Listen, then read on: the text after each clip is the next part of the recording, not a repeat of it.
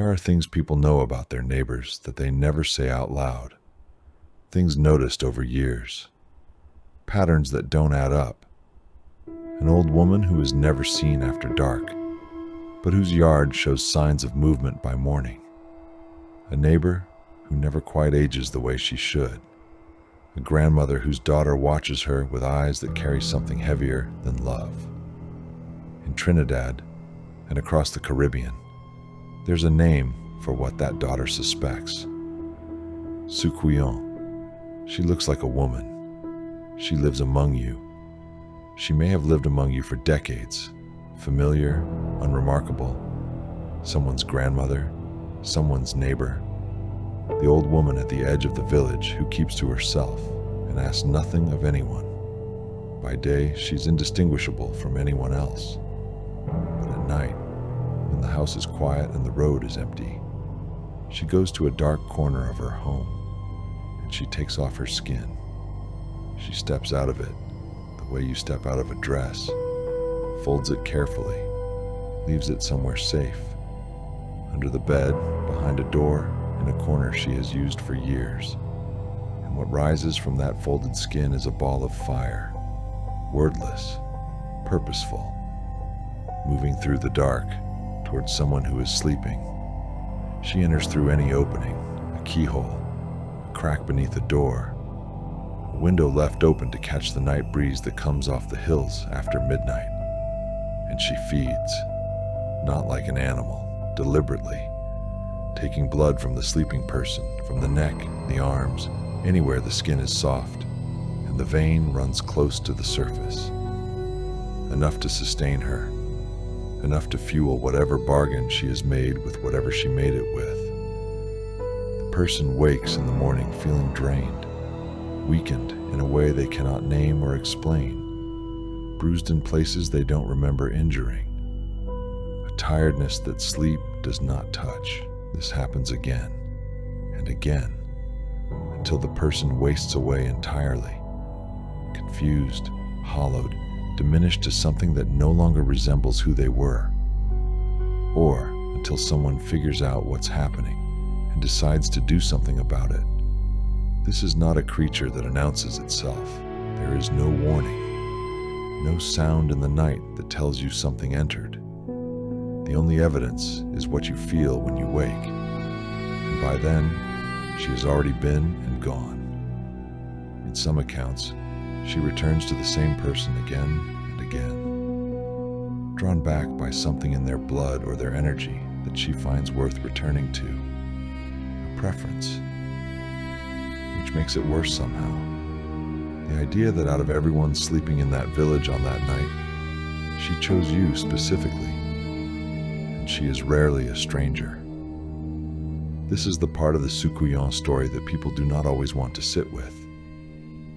She is almost never someone from outside the community. She is inside it, known, familiar, someone people have eaten beside, grieved beside, watched grow old. The horror is not a monster from the dark. It is someone from the table.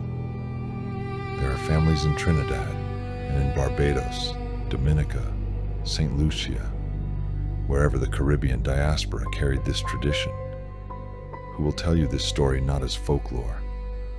As family history, there is an account passed down in one family, the kind told quietly at a table not for strangers, of a daughter who knew, who had suspected her own mother for years, watching the things that didn't add up, noticing what others around her had long since convinced themselves not to see. One night the daughter did not go to sleep. She waited, and she saw what she already knew. She did not confront the fire directly. You do not confront what you cannot hold. Instead, she waited until her mother had gone, until that ball of light had slipped through a crack in the wall and disappeared into the dark, and she found the skin. In Trinidadian tradition, there is one way to stop a Soucouyant from returning to her body. Salt and pepper rubbed into the skin while she is away from it. When a Soucouyant tries to re-enter a skin treated that way, the burning is unbearable. She cannot put it back on. She tries and she cannot. She keeps trying as the sky begins to change, and without her skin, she cannot survive the dawn. Whether that family's account is true, whether that daughter made that choice, whether that old woman met the morning without her skin, nobody outside that family can say for certain that the story was remembered, passed down, told at tables in lowered voices to people who needed to know. And in Trinidad, the stories that get remembered are usually the ones that earned it. To understand why the Soucouyant exists, why she has survived in the memory of every Caribbean island she ever touched, you have to go back further than Trinidad, much further in Trinidad. She began in West Africa.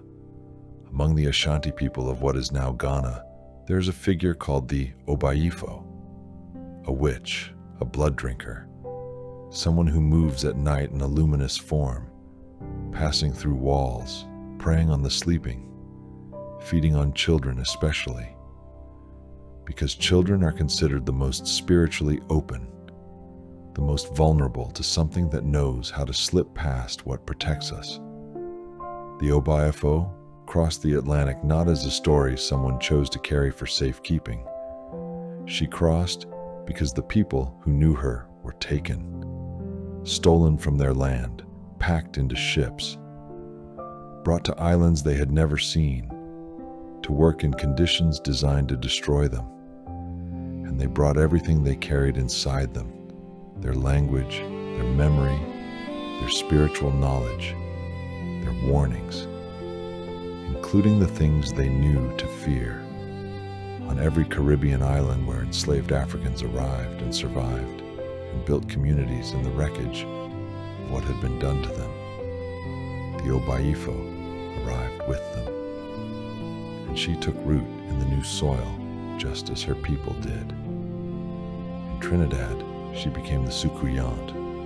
In Haiti, she is called the Lougarou. In Jamaica, she lives in the figure known as Ol Haj. In Barbados, in Dominica, in St. Lucia. Different names, slight variations in the telling, but the same woman underneath every version. The same fire, the same folded skin waiting in the dark corner, the same hunger that has no bottom. She survived the Middle Passage because survival is what she has always been about.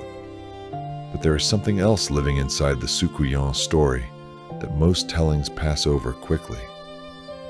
Look at who she always is, an old woman, living alone, at the edge of the community, isolated, watched, suspected by people who would never say their suspicion aloud until they had reason to. In colonial Caribbean society, in the plantation world these communities were born inside and built themselves out of. An old woman, living alone, occupied a precarious position, already outside the structures that defined acceptable existence, already the kind of person a community could turn against without much consequence if things went wrong and someone needed a place to put the blame. The Soucouyant legend gave that fear a shape, a name, a reason that felt earned rather than invented. Whether that is entirely fair to the old women who found themselves accused, who found salt at their doorsteps and neighbors watching them with new eyes, is a question the story has always carried quietly inside it. Now, the protections. Because in Trinidadian tradition, you are never left without a way to defend what is yours.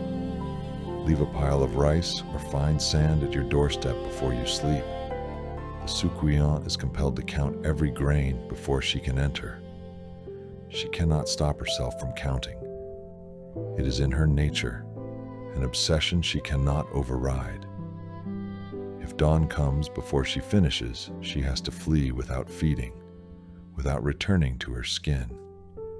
This compulsion to count appears across diaspora folklore in ways that feel too consistent to dismiss. The Douin can be slowed by it. The Soucouyant can be stopped by it entirely. Across multiple islands, multiple traditions, the same rule, Scatter something small. Make it count. Keep salt near the door. Salt rubbed into the folded skin renders it unwearable. Salt is one of the oldest protections in Caribbean spiritual tradition. It purifies, it repels, it closes what should be closed. There are other protections. A bottle of rum left outside, an offering that satisfies something in her. So she passes your home for one that offered nothing. Certain prayers said over children before they sleep. An open Bible left face down on the threshold. A boundary she recognizes even if she would never acknowledge it. These are not desperate measures invented by frightened people. They are a system, a body of knowledge developed by communities who lived alongside this threat for generations and learned what worked. Every protection has a logic. Every ritual has a reason. And if you suspect someone, if you carry that quiet knowing that a daughter carries for years before she finally acts, watch who hesitates at a salted threshold. Watch who cannot quite cross without something in their face changing. Watch who leaves before the rice has been counted. The Soucouyant has been in the Caribbean for as long as the people who carried her here. She has outlasted colonization, outlasted the plantation, outlasted every generation that tried to call her just a story. She's still described in present tense by people who know. Not was, not used to be, is. True or not, it was remembered.